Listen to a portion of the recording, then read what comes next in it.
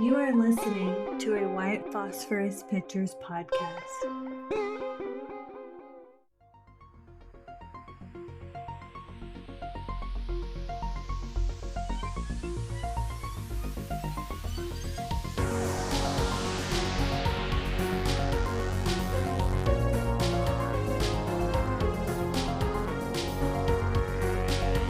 Broadcasting under the night sky from the edge of an undisclosed jungle on the Gulf of Mexico, I'm Christopher Garetano, your voice in the night. For the next hour, allow me to be your guide into the bizarre unknown, the fantastic macabre, and together we'll journey to that borderland between fiction and reality, a place beyond all rational explanation. We are now off to the witch.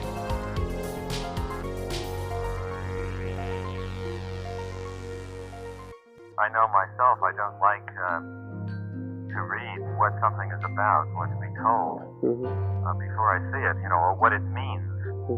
I think the best thing is when an audience looks at a film and wonders whether something that they see is an accident or whether the director or writer meant them to know it. I think that subtlety and allowing the audience to discover for themselves what it is the most important thing. That's why I've always tried to avoid and explanations about the film. I think the film, should be able to speak for itself. That was from a rare interview with the late filmmaker Stanley Kubrick regarding his reluctance to explain the true meaning of his 1980 adaptation of The Shining, Stephen King's ghostly novel of a family being consumed by a haunted hotel during a Colorado winter. Although fans of the novel and the author himself felt it was a missed opportunity to portray certain segments of the book, the movie was in fact a brilliant interpretation of King's terrifying story. And some believe that Stanley Kubrick purposefully hid messages deep in the subtleties and threads of The Shining's macabre images and enigmatic dialogue. Tonight's guest is one of them, and we'll learn about her perspective after this commercial break. After these messages, we'll be right back. You are listening to the Off to the Witch podcast, where we explore that bizarre borderline between fiction and reality and all subjects arcane. Journey over to my YouTube channel and subscribe now at youtube.com/@offtothewitch for a variety of extras and special features, including the Off to the Witch mini docs with further insights on many of the latest episodes, as well as previews and behind the scenes of my forthcoming investigative series, Off to the Witch Presents, as well as the anniversary edition of my motion picture documentary, Montauk Chronicles. And follow us on social media. All links are available at linktree.com/Garetano7, GARETANO7, and stay tuned for more Off to the Witch. Is it the isolation or the unnerving quiet?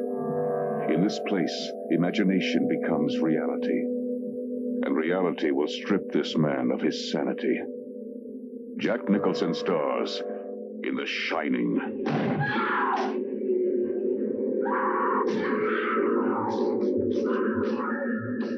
Here's Johnny.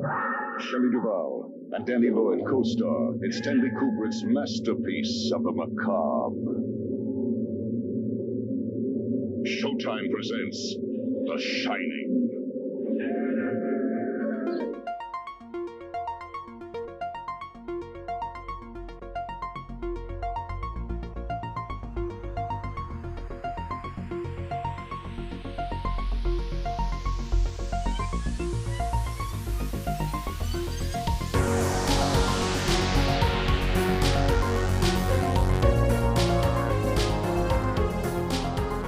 Welcome back to Off to the Witch. I'm your host, Christopher Garetano, and tonight's guest, Stephanie Kane, has an education in history, coupled with a love for motion pictures and its vast collection of trivia. Reviewing movies on her Long Island Craft Cutie social media sites, one particular obsession began with her interest in the Stanley Kubrick classic horror film The Shining. Regardless of how outlandish some of the theories might be that the late Stanley Kubrick was hiding messages in the labyrinth of his monolithic motion picture, Stephanie believes that some of them are certainly true. So here's my interview with Stephanie Kane. Okay, so I was born and raised on Long Island in New York. So my entire life I've always been kind of a horror nerd. But my whole life I've also been really interested in Cold War history. I studied Russian since I was super young, since I was in third grade. Went away to college, actually studied abroad in Russia, and studied international relations and Russian in college. So of course I love any conspiracy theories about the Cold War. So that mixed with horror brings me to my absolute love of The Shining and why I love the moon landing conspiracy theories of Stanley Kubrick. Okay, so, and here's the thing. For the people that don't know, can you take us back to that time and place in the world where this conspiracy may have been born, or at least the information behind it? What was happening in the world at the time of the space race? Yeah, so the space race was a very interesting time in United States history because there was a lot of paranoia, right? Of course, you had the Cuban Missile Crisis, so missiles were getting way too close to mainland U.S. The United States government famously lied about their Star Wars program.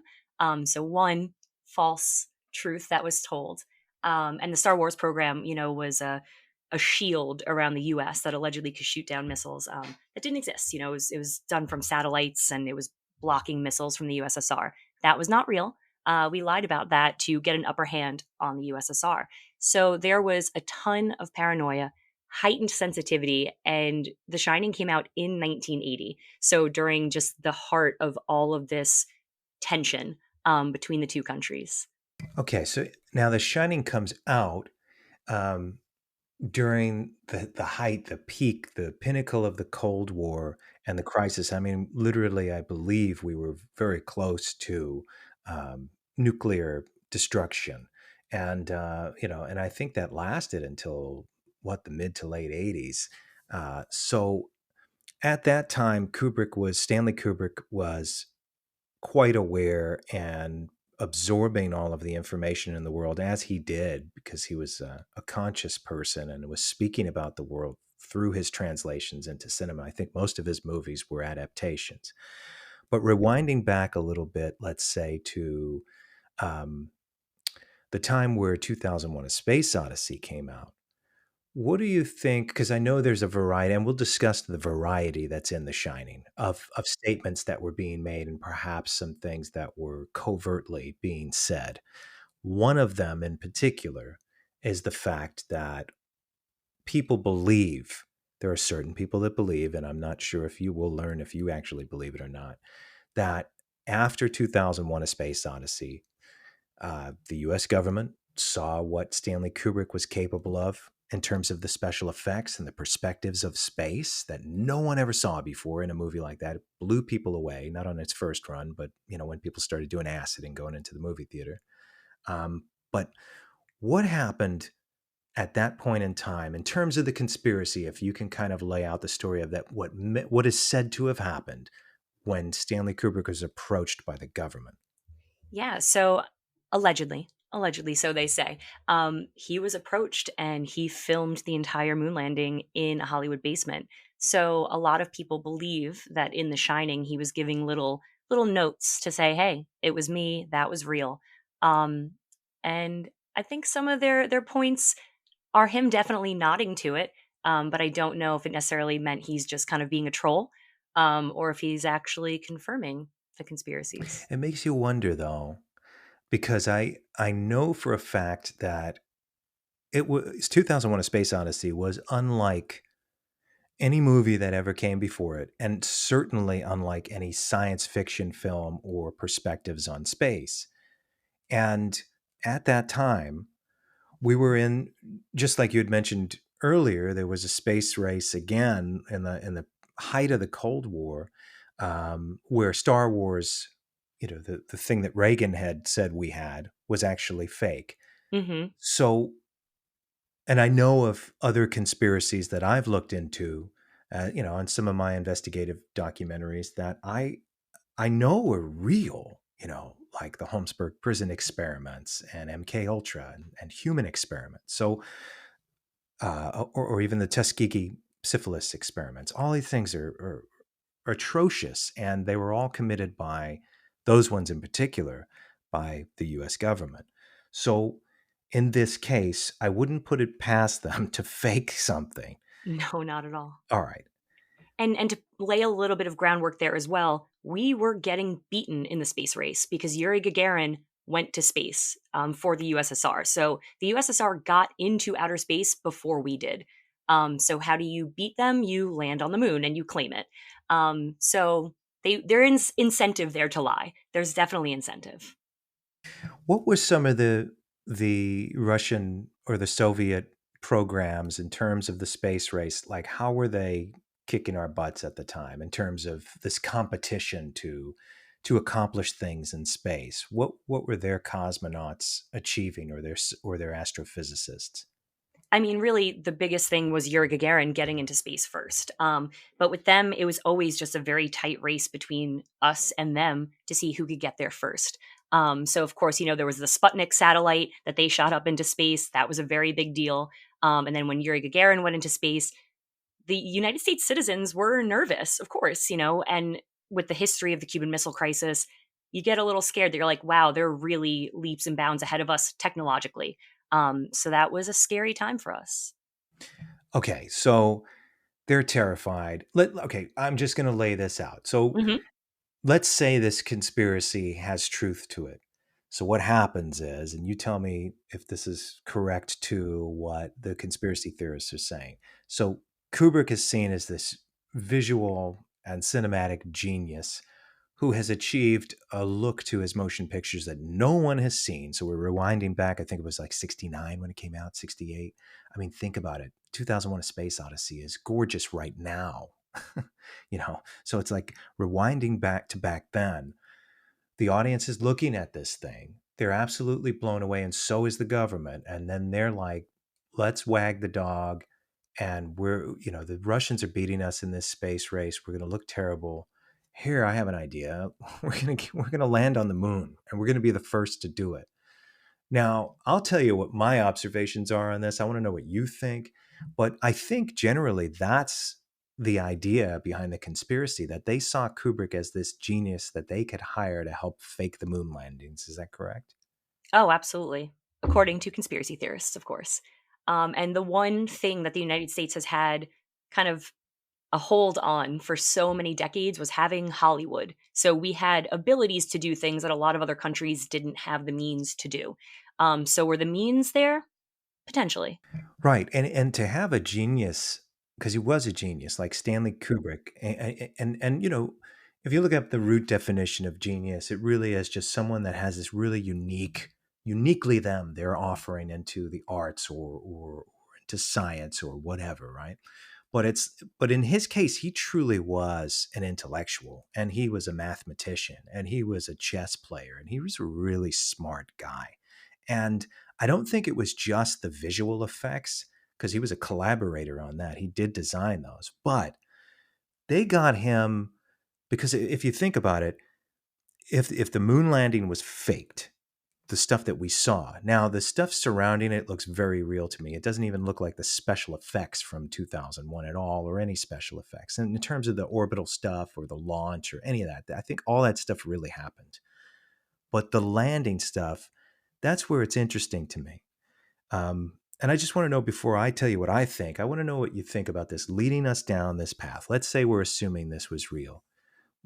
Where are we now? So they approach Stanley Kubrick, and he's at a time where he's a little frustrated, even though he just made this movie that he seemed to have full control over.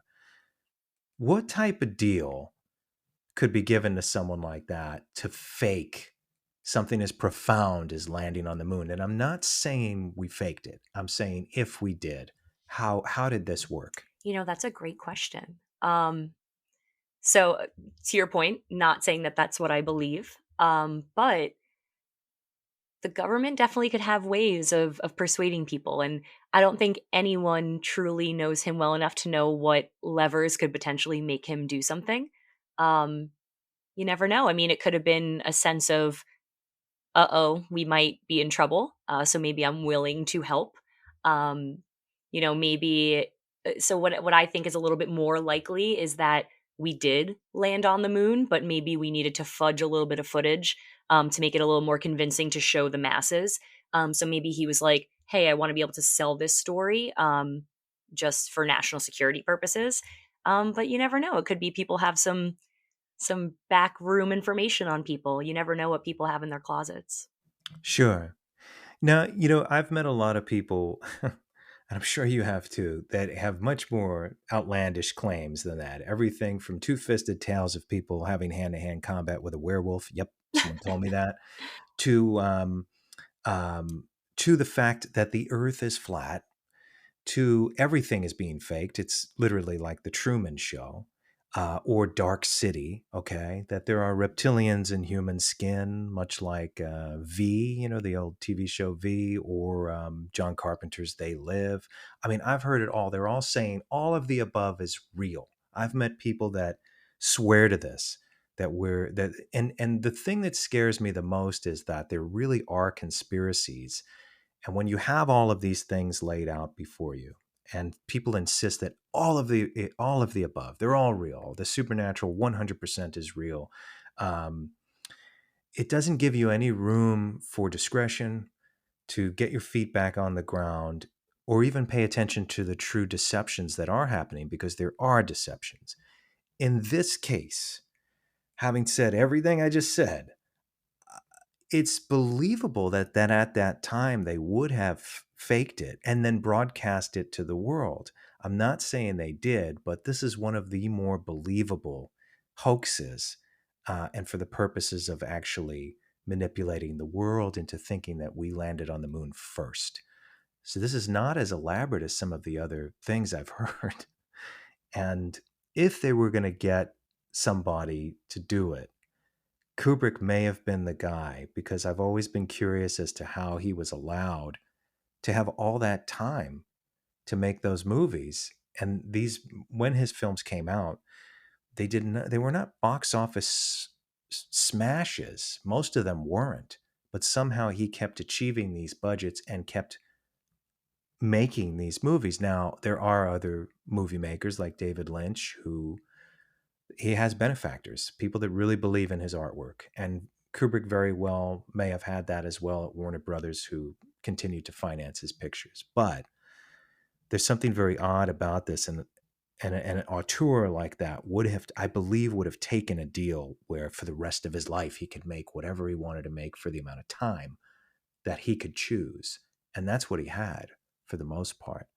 So that gets us forward. He makes a few movies after 2001. And then he gets to The Shining. And I read a story that he was sifting through books and he came to Stephen King's book and found this vessel for what he wanted to say. So hence our topic of today is that The Shining holds a lot of symbolism one way or another. Can you start taking us down that road? When did you first hear about it? And what was the first series of symbols or hidden meanings in The Shining that really piqued your interest? Yeah. So, I mean, probably the first time I watched The Shining, I had to have been 11, 12. So for me, it was very much face value, right? But as the years have gone on, I've started really digging a lot more into what the symbolism is. And I started to fall into some of those conspiracy theories that people have about the movie. And some I think are kind of valid and some not so much. But it makes it interesting, right? Because he leaves it a little open-ended, what his true message in the movie is. So I think one of the big ones that I really started seeing first is about, the slaughter of Native Americans. And he's very on the nose about that in the movie. It's something characters just straight up say, that the hotel is built on an Native American burial ground, that, they had to fight off a bunch of Native Americans in order to even build the hotel. There are a lot of Native American art pieces around the hotel. So you're just seeing a lot of pieces representing that. So I think that's very on the nose. So I don't necessarily think that's much of a conspiracy that he was giving that messaging. It's a little on the nose. But as you dig a little bit deeper, I think what's really interesting is he has a very clear theme of the labyrinth. So he really brings in Greek mythology into the story, which I find really interesting because, of course, they show the maze over and over, but people have done a lot of studies on the actual layout of the hotel. So what's really helpful is when you see Danny going around on the tricycle. The shape of the hotel does not make any sense and could not actually be that shape. He would have just hit a whole bunch of dead ends. There are windows, like in the office, in Ullman's office, there's a window. There couldn't have been because of the shape of the map of the hotel, right? So Stanley Kubrick was never a sloppy filmmaker. I don't think that's something he would do. So then you're like, well, maybe the hotel is also a labyrinth. And I think what's really interesting is I actually rewatched the movie today, and on the sign for the maze, at the top of the maze, it says maze, and then underneath it says maze and labyrinth. And I'm like, why would he say that twice? And why would you say maze and labyrinth, right? So I think he's really trying to pull in those themes of the Minotaur, of the labyrinth, and of people being brought in. So, in the Greek mythology story, the Athenians had to send 7 boys and 7 girls every few years to effectively get sacrificed to the labyrinth. So you start to then pull into the theme of, well, are they the sacrificial lambs? The Torrance family. So it starts bringing in this theory of them being brought in purposefully to be given to the house. And then you start to dig into some of these imperialist themes. So at one point when he's sitting at the bar, he talks about the white man's burden. And your average person might just hear that and he's just having a drink. You might not realize it's an imperialist poem about the US imperialist campaign of the Philippines. So they bring in a lot of pieces of even German imperialism. Some people nod to his typewriter being a German typewriter, and the name of it means eagle in German, apparently. So they're saying that there's some German imperialism themes in there, but there's a lot of themes of royalty. So there's a skiing poster that says monarch. They refer to royals staying at the hotel. So you start, and politicians as well. He said 4 former presidents. So you really start to pick up on those themes of this greed and imperialism and a lot of bloodshed throughout the movie. It's amazing. It's just sitting, just listening. It's like, he was an avid reader and probably a minor historian himself, especially with all the research that went into his unmade Napoleon film, and or anything else he does. And so, to the idea that he was making a motion picture that one day, like right now, and other people are doing it too, obviously, that it would be dissected and analyzed like James Joyce's Ulysses or Moby Dick or any book like that we study and really look deep into because there's so much to it and so much in the threads, that he was making a movie like that I don't even think Stephen King realized it until much later. And I wonder, was he doing that just to make us do some work and enjoy investigating this? Or was he really saying something in this? Was he trying to secretly tell us something? What do you think? Oh, I definitely think he was trying to slip some things under the radar. So I think his initial themes of Native American imperialism, I think were very on the nose to entice you to dig further into additional themes, which is a big reason why I don't necessarily believe that he filmed the moon landing, because this movie is so anti-imperialist. Like it's very obvious that he is saying that this is a bad thing, right? That I can't imagine that he would do it. And I think it might actually be his little nod that the Cold War was also a lot of imperialist proxy wars. So I think that was a little bit more of his message, was a little nod, but a small one, because it was current events. So I think he was trying to not get into too much trouble. So I think he was just dropping little nods to things that were a little bit more current. So in other words, it could have been possible that, all right, I don't know, you have to throw up just in any investigation, you have to throw up several scenarios just to try and understand whether this is true or not. Absolutely. Right. So one possibility is that he was approached and that he turned them down, but then he knew about what they were doing. The other one is that he was on such a high because of 2001: A Space Odyssey being such a masterpiece, and that he had full creative control over it, that he would never want to lose that again, ever. And I just believe that any movie maker, it would be difficult for them not to take that deal. And I don't want to use the phrase selling your soul, but perhaps Kubrick said, to have for the rest of my life, to be able to be with my family, live outside of the US, and go make every movie I ever wanted to make and be given the time that I need to do it, I'll take it. I'll get the hell out of here, because he's maybe saw something that a lot of people only suspect, or that we know of now. And he took the deal, but then maybe later regretted it. And because a good soul is a good soul, and he's somehow confessing in The Shining. Do you believe that that's a possibility? I think most of these things could be possible, right? But I would say, because he has so many themes of greed in the movie as well, and I think the Gold Room is a really great example. That room is just decadent as decadent could be. He named it the Gold Room for the movie, right? Um, I would say, if he's talking about current events at the time, if you're going to talk about imperialist greed, I think spending billions of dollars to fly people to the moon seems like kind of a lot of money to be spending in a place that maybe the payout is not that great.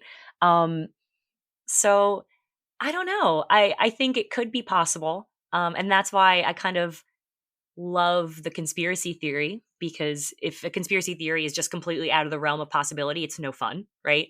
So I do think it's a very fun one. I think it's possible, but just given the content of the movie itself, I I almost feel like it's him saying, no, no, I wouldn't do this. And here's all the reasons why I wouldn't. And showing all the greed of imperialism, and all the pain of imperialism. Um, I think, he was a very, to your point, a very well educated, very well read person, that I can see him being like, no, thank you. You know? I could see that too. And I want to talk about it a little bit later, but there's another conspiracy theory linked to the film that came after Full Metal Jacket many years later, his last movie, Eyes Wide Shut. But we won't get there just yet. But that's to speak to what you just said, that, yeah, he was quite against this imperialism. He was quite against the corruption in governments. And I think a lot of the turmoil and violence and corruption is what made him leave the United States. This is a man who was born in the Bronx, New York, and lived here a good deal of his life until after 2001: A Space Odyssey, and he split for good. But The Shining itself it's still kind of new that people are analyzing that movie. And I know there was a documentary made some years back called Room 237. Do you feel like that's the best example of the Shining analysis, or are there better discussions or better perspectives on it that either came before it or later? I think it hits some interesting points. I think some of the points, it goes completely left field for me personally.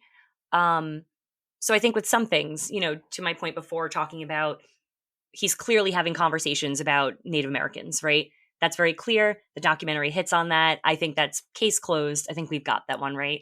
I think when it gets into the moon landing, I think it gets a little bit far fetched. I know kind of anyone who has seen that picks out the moon room key, keychain on the door, right? So it says room number and just says NO, which is a normal shortening of a word that everyone would see. And everyone's like, well, you can rearrange those letters to say moon room. Like, okay, well, you can also rearrange it to say moo, you know? So I think that's a little bit far-fetched. Um, so there are certain things I feel like they tried to shoehorn a little bit too much into it. And I think in that documentary, they presented a lot of things as fact that I'm like, is that a fact? I don't know. Um, so I think there was some fun points. I think it was a very fun documentary. I enjoyed the heck out of it. Um, but I don't think it's necessarily the most fleshed out. I think kind of each of the little points that it makes, they give it a very short amount of time. That I think each one of those buckets could be a 2-hour documentary in and of itself. Um, so yeah, I think it could be a little bit more sifted out than it is. Well, that makes a lot of sense because see, and I liked Room 237, but my issue with it is what you just said is that any great documentary also challenges the conspiracy. It just doesn't support it or just only allows that opinion, but also why this probably isn't true. And I've heard from a lot of people that the people that truly believe we faked the moon landings, that most likely Kubrick faked it. And then there's this fake confession from some actor that's supposed to be Stanley Kubrick. It's not Stanley Kubrick, but some people have shown that to me and said, look, here's video of Kubrick. I said, this isn't Stanley Kubrick. That's not him. And I mean, it just goes so into the outland in terms of a lot of these conspiracy theories that I can tell you right now, just having an eye for visual effects and understanding at the time of the moon landings, we simply did not have, let's say, 2001: A Space Odyssey being the pinnacle of visual effects at the time, couldn't even compare to the reality of all of that footage of the launch of the orbit stuff. That was real. That was very real stuff. So we had some technology at that point. The only thing I would consider is that the landing itself, the surface stuff, may have been faked. Maybe we had the ability to get out there, to launch, to get out into orbit, to do all those things, but perhaps we didn't have the ability to land yet. And I consider that. But, when you get into these conspiracy theories, they get so crazy that it's like, wow, we need to challenge these things. You can't just believe it because some lunatic online said the earth is flat. We did away with that a long time ago. And this is no offense to anybody listening that truly believes the earth is flat. I just haven't heard a very convincing argument against it because all of our data shows us otherwise right now. And I'm not trying to insult anybody, but I have not seen even a fraction of convincing evidence that would challenge, my belief that we live on a spherical planet, Mm-hmm. So,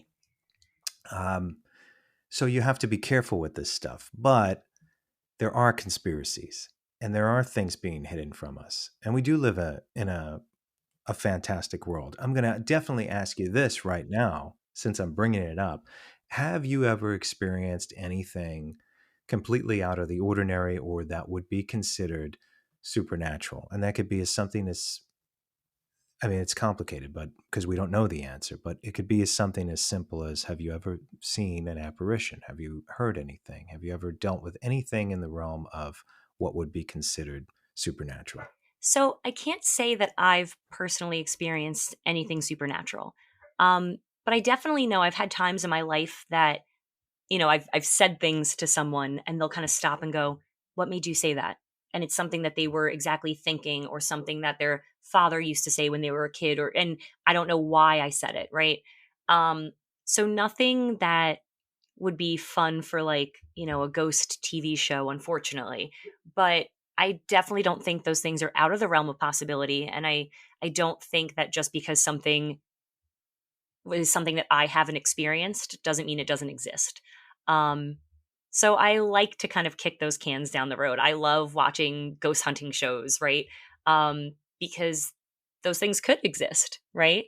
Even though I've never personally experienced it myself. And I'm really hoping if there's any ghosts in my home, they do not make themselves known tonight because I will freak out. but but no, luckily nothing of the sort. Okay. Now, and so to another note, we have a history, as you know, of writers of science fiction. This is post any prophet or that could have said, "Oh, these are the things that will happen in our future." Writers of science fiction, beginning with let's just say H.G. Wells, Jules Verne, people like that, and moving on over to Philip K. Dick, and then to Stephen King, seem to have been able to prophesize things, or at least write about things well before they happened. And if and I talked about this on the newsletter last week, is that something, or actually on the show with Bob that I had the last guest on, um, talked about Stephen King's Maximum Overdrive as Oh, I love that movie. yeah, I love it too. And as campy and fun as it is now, maybe not back then, right? Because we were in the tail of some alien weird comet. It was never fully described, kind of like Cell. You never know where it came from in his book Cell. But now that can happen because some kind of mastermind could hack into vehicles, electric vehicles, and operate them remotely and cause a lot of havoc, or any kind of device that could be operated the wrong way. And so you wonder, well, H.G. Wells wrote Island of Dr. Moreau. Philip K. Dick wrote a variety of paranoid tales, but also including Blade Runner, all of which, and Stanley Kubrick, designed the movie AI that was made eventually by Steven Spielberg. All of this stuff could be real. And it's amazing how we become so doubtful of things when we really do live in a place with mystery, and there is no true explanation as to why these things happen. Um, in regard to The Shining, all right, that was made by a man who believed in possibilities, believed that there may have been alien influence on us. Because if you go back to 2001: A Space Odyssey, that's really what it's about. There's this alien influence on us, and then eventually we make this technology that turns against us in the end. How, So, do you think that Kubrick was all of the things he was saying in The Shining were the true story of what he was portraying in that film? Because he did have an argument with Stephen King about belief in an afterlife. I wonder, with a man who believed in so many elaborate things and so many possibilities, what was he really trying to say with that movie? I feel like it might be one of those things that we'll talk about forever and a day and never fully understand everything he was trying to say. And I think we all apply our own lens to it, right? So because I studied international relations, which is under political science, my brain instantly went to, this is his political statement. This is his talk about imperialism, which it is. I mean, there's statements that he clearly says out loud, but I guarantee if someone came from more of a lens of, you know, seeking spirituality and understanding the afterlife, they would take something completely different from it. And I think that's why all these decades later, we still talk about it.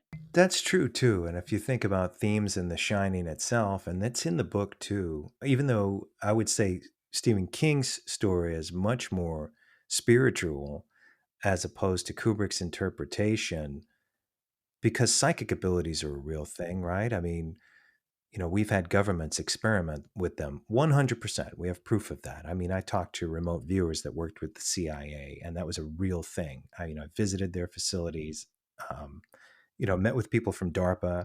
That stuff right out of science fiction is very real. They're experimenting with things like you wouldn't even imagine unless they sat down to tell you they were truly making these things, and have been for quite some time. Um, CIA agents have gone into Marvel Comics years ago. This has been proven 100% that they had influence over certain characters that were being put out into the world, even then, well before the movies became popular. So we live in a very conspiratorial world where government plans and manipulations are hidden. 100% have been proven. Anyone can do the research and find out. But also things of a supernatural nature. And it blows your mind to think who might be behind this. And I wonder, you know, it's almost like we don't want to believe. You don't want to believe any glory is taken away. You don't want to believe heroes are not your heroes. But time and time again, we see these things. And sometimes I feel like Stanley Kubrick was, yes, he was revealing corruption. But what's the depth of that corruption?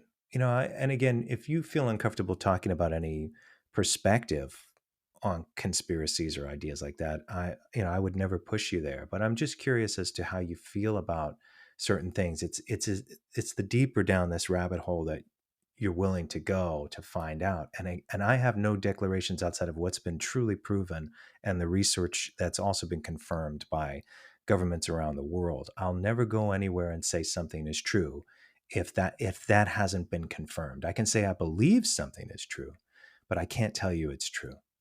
What are your views upon, and this is getting a little existential, what are your views upon our existence and what we've been shown as people? Because this is aligned very much so with Kubrick hiding things in his movies.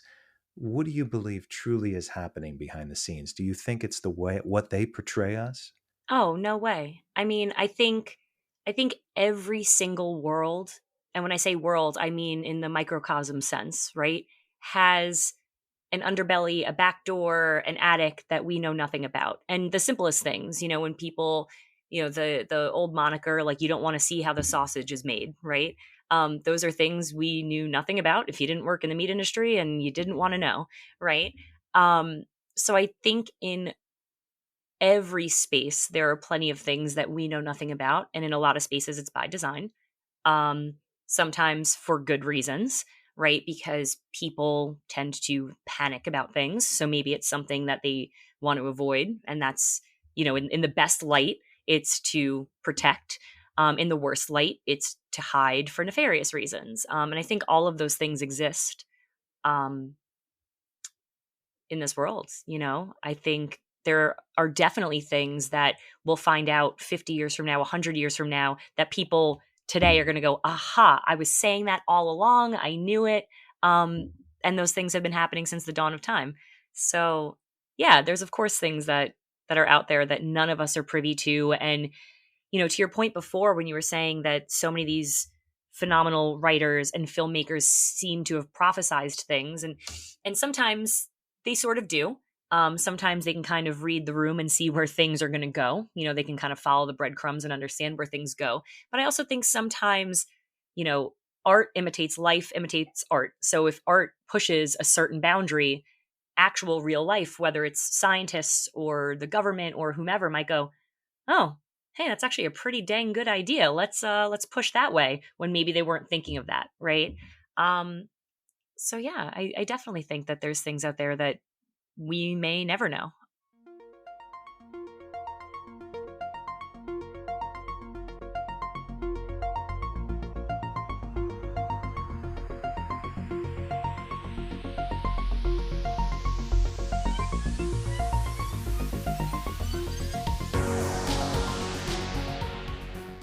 After these messages, we'll be right back. There are those who say that this quiet town holds many secrets. Legend has it that beneath this very tower, a dark force had its eyes set on the children. We were told that what was going on there was for the benefit of humanity. What would you say to the people who say, well, all these children were kidnapped and murdered and you were a part of it? What would you tell them? I did approve of it, but there was nothing I could do about it. They wanted a large number of programmed boys to be used for mind control operations. And there are others who say it's still happening to this day. I don't know, I for myself find it a little suspicious that all the evidence has been conveniently destroyed. Let's put it this way. If you're sitting there with 20 guns pointed at you, what are you going to do? Whatever the hell they want! Watch Montauk Chronicles now for free on Tubi, Plex, Roku, and available for download on Amazon and Apple TV. The summer guests have left the isolated Overlook Hotel, and now all 200 rooms stand empty. Only Danny Torrance and his parents remain, snowbound, 40 miles from the nearest town. But are they really alone? Danny knows something indescribably evil is there with them, waiting. Danny? Danny, come here. You've done something wrong, and I want you to take your medicine like a man. Danny? Danny? No, leave me alone, leave me alone. Danny, come here. Come here and take it like a man. Your mommy and daddy can't help you now. The Shining by Stephen King. The terrifying tale of Danny's struggle to save himself and his parents from unspeakable horror. The new Signet paperback bestseller by the author of Carrie and Salem's Lot. The Shining.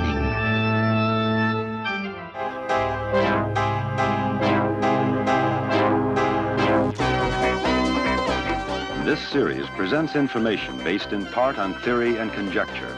The producer's purpose is to suggest some possible explanations, but not necessarily the only ones, to the mysteries we will examine.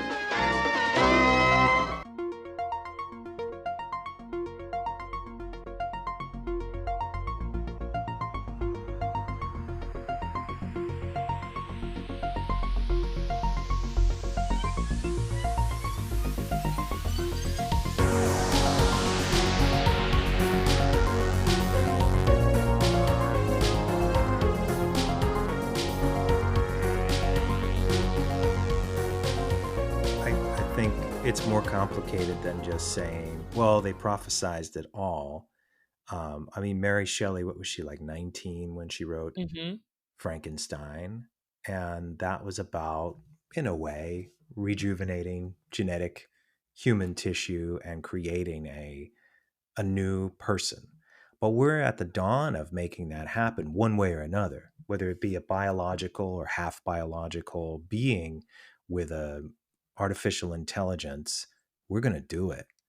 And the warning put out in everything from Mary Shelley's book to H.G. Wells to Jim Cameron's movies is don't do it.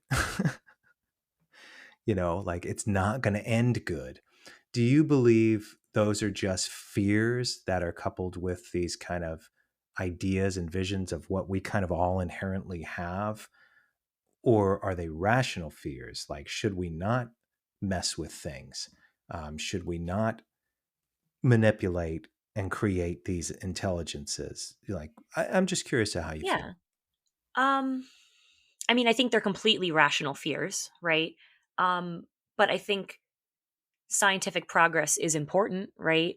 If we didn't push the bounds of science, we would never have been able to invent antibiotics, right? So I think it is important to keep pushing the bounds of science, but I think those are completely rational fears, of course. And to your point, you know, right now the big fear is AI because it can do things that we might not fully understand what it can do yet. And that's a completely rational fear. If it's something, you know, Frankenstein's monster, of course, is the great case. He creates something and just unleashes it and doesn't understand what that actually means and what those implications are. So these have been warnings that we've gotten since forever. So I think, yeah, they're completely rational fears. And I think it's good to sit around and have think tanks and think these things through and put guardrails in place. And maybe sometimes kind of slow down the progress a little bit to kind of understand what those implications are, because the dominoes could just shoot out in every direction and you might not know how to stop them. Sure. And I wonder, you know, and again, Stanley Kubrick is one of these people because he's had these warnings in a good deal of his movies. And let's say, you know, I'm going backwards a little bit, but let's start with 2001: A Space Odyssey. And obviously that wasn't his first movie at all, but every movie after that, perhaps excluding Barry Lyndon, was saying something about modern, you know, caveats about the modern human and what we're doing one way or another, even including The Shining. So Clockwork Orange, it's showing how we could really mess up. There's mind control experiments in Clockwork Orange and showing how they would do no good. They're not helping anything. I mean, he was in tune with a lot of things, so I could understand him wanting to speak. And again, going back to a deal he may have made, the only way he would have gotten away with it, because he couldn't outright say it, he would have had to have outsmart his benefactors. The only way to outsmart his benefactors was to subliminally put it in his work that after his death, like we're talking about it, like way after his death. And I'm just saying, like, hypothetically speaking, if it was real that he took a deal to do something with the government and he received this incredible reward that he wanted to confess, and the only way to do it would be to put it into the threads of the work and outsmart his benefactors. And I'm just saying that's the scenario that would be true, in my opinion, knowing enough about this man and the way he thought. Because why would he put all this stuff? And this is all opinion and speculation and conjecture, but in your opinion, why do you think he was putting these messages in the movie? For what reason?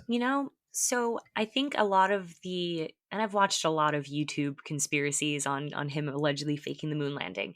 And the only actual clue that I believe, because it's there and it's very clear, is Danny's sweater, right? The other ones I think are absolute stretches, and I don't really think they jive.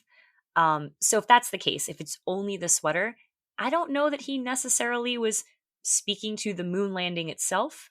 It really could have been just talking about the overarching Cold War as a whole, but without saying it so overtly because it was current events, right?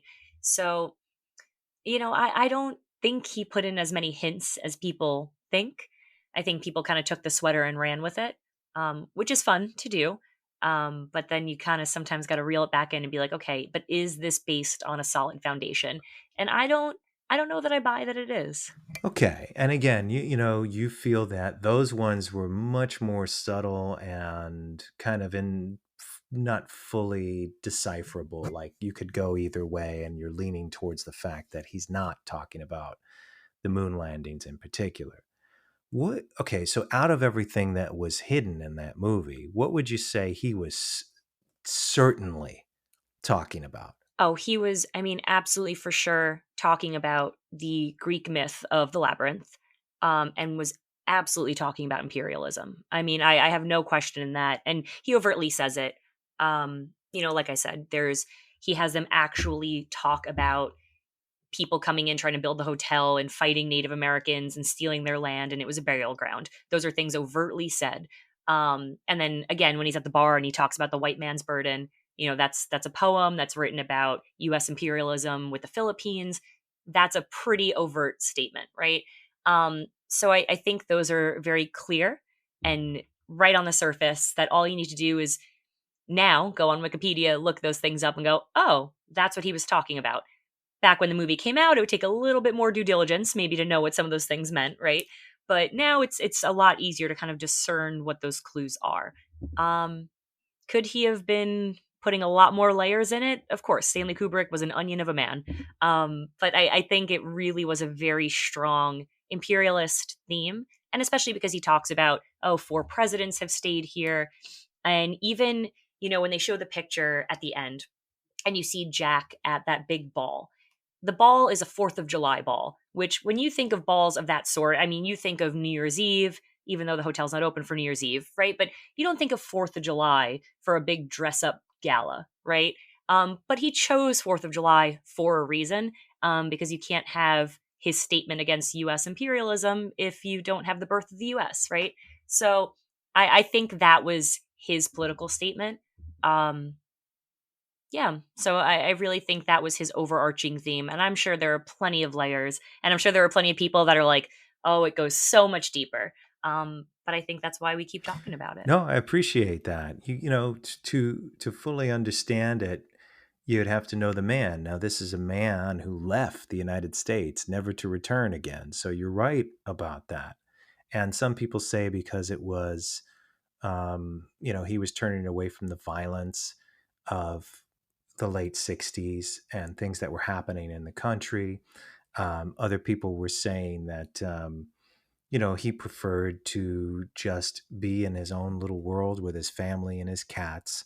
And he would skip out and go and make the movies in these different sound stages outside of London or in England. And every movie that he made after that was all in that area and ingeniously made, And, but I wonder sometimes, who was truly supporting him and funding these efforts and if they had noticed.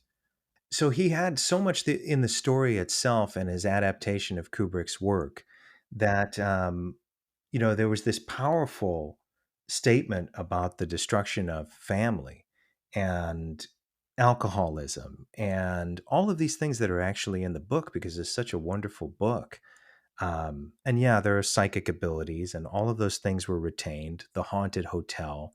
Um, but why do you think it is that he chose that novel, like he did even up until his death? Even Eyes Wide Shut was a novel that he had read, and something caught his attention. Do you think he was finding vessels to hide things in? Because it seems like he was doing that throughout until his very last film. I think it's a little twofold, right? So I think he would look for stories to then bring in his own messaging too. He was never just going to read a book and just create it as is. But I think when it comes to The Shining, he saw parallels to the story he was trying to tell, right? Because his kind of political stance that I see there was very anti this mass violence. But the story had so much like about interpersonal violence, right? So I think it humanizes violence, which sounds really weird to say, but it takes this kind of people can become desensitized to mass violence, right? So if he just told a message of like, oh yeah, they built this on an Indian burial ground or Native American burial ground, they can, in the movie they say Indian burial ground, but now we would say, of course, Native American burial ground. I feel like sometimes you can be desensitized to just the mass numbers involved there. So I think he saw this story of this violence within a family, and he even just keeps bringing it into the movie, right? So when they're listening to the radio, they talk about a woman who went missing when she was hiking or hunting with her husband. When they're driving to the hotel, they talk about the people that got stuck in the snow and had to resort to cannibalism. I think he's taking big violence and bringing it closer to home, so that people can understand what it looks like a little bit more. So yeah, I think he found this story and went, hey, these things can parallel and support one another to make audiences understand a bigger message by starting with a smaller message. If that makes sense. No, it does. It's it seems like people have gotten close to figuring this out, to really deciphering exactly what he was saying, because I don't believe that he would have just sat there and lied to you to mess with your head. I think sometimes people would overcomplicate something or create an enigma to follow in a piece of work, much like a maze, I guess, to find your way out of it. And a part of me believes he would have created all these little symbols for us to look for and chase it around. But I just don't think he would have dangled something in front of your face just to kind of play a joke on you and have you run around and figure it out. I don't know why he would do that, unless he was just really mischievous. I'm going over every possible angle, but you have to take into consideration, and I'll say briefly, his last film was kind of revealing an underworld. High political figures, different people in the 1%, okay, that they were up to no good. And so the last movie really looked into that stuff. And I wonder, these were solid decisions he made. These were these were things he thought about for years before he made these films. And if you put his movies together like a mandala, like if you put them all together, that maybe there's something collectively said in a lot of these films. And if you truly think about it, we could go back to Paths of Glory, um, how military just is executing people for the silliest things, and bureaucracy and mistakes made, filed, in the wrong place, and people get executed over it. Or in Clockwork Orange, there's mind control programs. And I know Anthony Burgess wrote that book, but still, Kubrick chose to say something with that. In The Shining, the variety of things that are being said. Full Metal Jacket, the war, how horrible it can be, and the hypocrisy of it. Eyes Wide Shut, that there are hidden things going on, and maybe a high society that nobody would even go near, and you'd be shocked to find out if they existed. So I don't know. Maybe there's something truly collectively going on with those messages that maybe you wouldn't find out what the meaning of The Shining is unless you connected it to all these other films. Do you think that might be true? I mean, that wouldn't surprise me at all. Because so much of the work that he's done is just so layered and has so many themes interwoven. That yeah, I mean, that would completely make sense for him to just string them all together. Okay. I wonder, do you know of anybody that tried to connect? And I don't know, that's why I'm asking. Do you know of anyone that tried to connect all of the films outside of what we're doing tonight? Off the top of my head, no, but I'm sure people have. I mean, it's got to be out there somewhere. Okay. Yeah, I'm just super interested to find out. And I think any of the listeners, if you want to try and unravel this puzzle, personally, from my perspective, I think you would have to look at least the movies from 2001: A Space Odyssey on, in that way, perhaps excluding Barry Lyndon, but I haven't really looked at it in this way. That maybe there is something he's saying collectively, that each of these movies is a piece to this puzzle. And I'm curious if maybe someday someone will unlock what he was saying, if anything. Or that, the other option is that he was just messing around and wanted us to do this. Either way, we're still talking about him, so he did something right. This is true. Well, on the way out, and I really appreciate you doing this, do you feel that there are any other movie makers that are symbolically hiding things in their motion pictures today? Oof. That's a hard one. I mean, I'm sure. But I feel like I've not watched anything that has hit in the same way. And maybe it's because I feel like a lot of times I watch movies and people go, "Oh, there's a hidden meaning. Are you going to get it?" I'm like, "Yeah, it's so obvious. It's this," So either people are just so good at hiding it that I'm not picking up on it, or it's just not as masterfully done. And not to say that people aren't, of course. But yeah, like I'm trying to think if there's any filmmakers that I'm really like, man, there's something under here that like I'm not, I don't know. I'll have to get back to you on that one. Yeah, I mean, it makes you wonder too, that were there others that were really speaking through their work? I know there's some unusual movie makers. I know David Lynch does that in a way where, if you watch Mulholland Drive, I remember in the Blu-ray or the DVD, he put a list of clues to try and figure out the puzzle of the movie itself. And he loved Stanley Kubrick.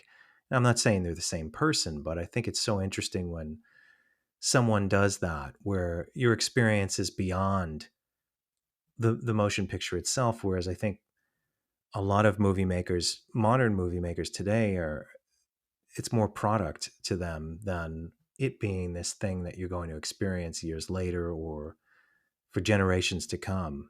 And that, I think the true movie makers are like that. They wanted you to see this. They wanted people to see it 100 years later and really dissect it and understand it. And I think that's why movies and great movies and great music and incredible literature is so important. no matter what the subject matter is, there's more to be learned from it, and that expands the mind. And so that's why I'm interested in this stuff. That's why I was interested in talking to you about this. Yeah, and I think with The Shining, I think because it came out so long ago, we've had so much time to really dig into it. And not that long ago, I finally watched Beau is Afraid, and it tanked. I mean, just horrifically tanked in the box office. And I was like, but it's Joaquin Phoenix, it's Ari Aster. Like, how can it be bad? It's not. It is brilliant. And I think that's going to be one of those movies. I changed my tune because before I was like, I'm trying to think. Ari Aster, that's my answer. I think fast forward 10 years from now, 15 years from now, I think people are going to go back to Beau is Afraid and go, holy cow, this movie's brilliant. I really, truly believe that. But the first watch, you're like, what is happening? And people just did not like it in theaters. Reviews were really bad. And then I watched it. I was like, this is incredible. Well, that happened, that happened with The Shining. That happened with John Carpenter's The Thing. That happened with Ridley Scott's Blade Runner. And yeah, Beau is Afraid is amazing. I saw that a couple of times. Great movie. I'm not going to talk about the graphic stuff in it, but yeah. Let me just say that movie is infinitely more graphic than Eyes Wide Shut. But yeah, but as an overarching, just saying, hey, Beau is Afraid was brilliant is good. I'm not gonna do an episode on Beau is Afraid. But I do really love it, and I think it was one of the most realistic portrayals of a mental health struggle that I've ever seen in film. And I think it's not for everyone. This isn't my line. My boyfriend said this, that it's not a movie for everyone, but the right people will find it. And when they find it, it will hit so hard. And he's the one that made me watch it. And I'm like, yeah, it's not something that every palate is going to like. But the ones that do, so that is of his taste. What are some of your boyfriend's takes on what we're talking about tonight? Oh my gosh, he was excited for me to talk about The Shining because he knows that I think it's very fun to pose the question, is he acknowledging the moon landing? I think it's a fun thread to pull, no pun intended, because it's the sweater. So when I told him that I wanted to talk about that, he's like, that's wonderful, because he knows he also thinks it's just a very fun thing to dig into, because honestly, if I'm going to believe in any conspiracy theory, it's not going to change, the state of my life, whether I believe it or not. So it's a fun one to just kind of be like, hey, maybe it was faked. Do I really, in my heart of hearts, believe it was? No. But, he just thought it was very funny that, for me to just talk about it, because he knows that I like to pull that thread. And would you be disappointed if you found out that it was faked? Would I be disappointed? I think I would. Because there's that little piece in your heart that's like, man, we did this really cool thing, like we landed on the moon. Like, it's drilled into your brain in elementary school. So maybe it's just that, like, textbook indoctrination. I don't know the word to use for it, but you kind of want to believe, like, yeah, this was a feat and we did it. So I think it's just something very cool and in a very unique time in US history. So if I found out it was faked, I think I would be disappointed. I think I would. So maybe it's my wishful thinking that I don't like the clues in The Shining and I don't think they hold water. Maybe that's my own wishful thinking that I want it to not have been faked. What's interesting is that, okay, even if it was, a lot of people don't realize we had other Apollo missions and we went back to the moon. I know. I remember hearing somebody saying, "Oh, we never went back to the moon. Isn't that weird?" And it's like, did you not pick up a history book, or you don't realize that we did go back to the moon? And Edgar Mitchell, astrophysicist, was one of the later Apollo mission moonwalkers. And he had his own set of conspiracies. And it makes me wonder sometimes, with someone that has so much to lose, he actually was on the moon. He never denied being there. But what he did say was that the U.S. government and governments around the world have been in touch with extraterrestrial intelligence for a very long time, and that we've communicated with them. They've exchanged technologies. We've given them things.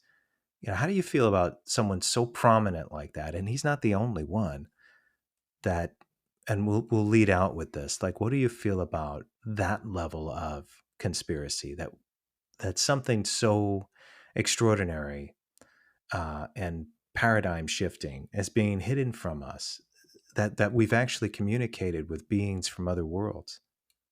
So I think it's terrifying a little bit. And I think kind of anyone would feel that way. I like to think that if there's life on other planets, that they're no more advanced than bacteria, and we're perfectly safe on our perfect little safe planet. But that is rose-colored glasses, perfect world. The universe is very large. So I definitely think that there could absolutely be intelligent life out there. To what level? I don't know. To what level we've discovered any of it? Who knows? Do I believe that there are giant flying saucers coming down every other day? No. But it's a little bit scary, because I just picture growing up, I was really into the Twilight Zone. And there was that one episode, I'm trying to remember, it was like a night on something street. I can't remember the name of the street, but the aliens come down and they just turn off the electricity just on that one street. And like everyone starts fighting with each other, and then one guy's car starts working and they all turn on him and they think he's an alien, and it's just aliens flipping switches on humans. So it kind of makes you start to feel like an ant in an ant farm and someone else is at the reins. So it's a little scary to think about. So sometimes I like to kind of scratch that itch and think about it, but most of the time I just like to put my head in a book about something that's a little bit more secular, a little bit more things that I'm familiar with, I don't blame you. It's scary. Yeah, it's really important to stay grounded. Over the years, have talked to so many different people with so many stories, either of the supernatural or of things that have been proven to be things you wouldn't believe if you didn't know about, to conspiracies that I doubt at least some of them. But one thing that I'm not sure of your beliefs, and there's no right or wrong answer, and this is the last question I ask every guest. If you were to retain your consciousness, or however you see it, after your physical death, Mm-hmm. and there's no right or wrong answer, what would you take with you? Oh. So you mean in the form of memories and knowledge that I would want to have in whatever an afterlife looks like? If that's what your answer is, yes.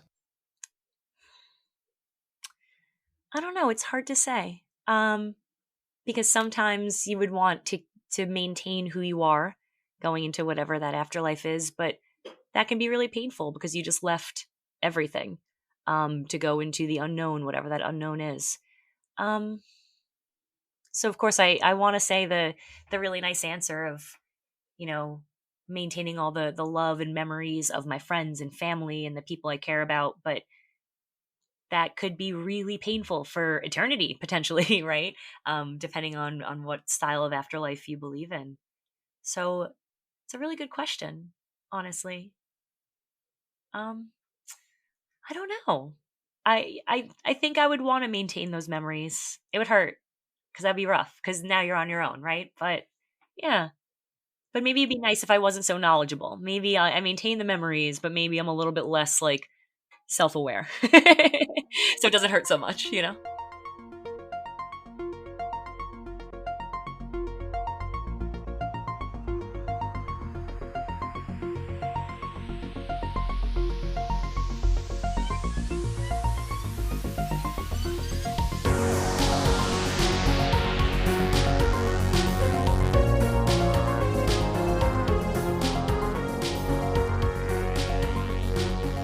Welcome back to Off to the Witch. I'm your host, Christopher Garateno, and I want to thank you for joining the conversation tonight. The messages in Stanley Kubrick's The Shining are still a mystery. Perhaps someday someone will decipher the true meaning of why Kubrick weaved them, but more importantly, whether it's a deliberate puzzle or not, it never overshadows the power of his immortal film. Until next time.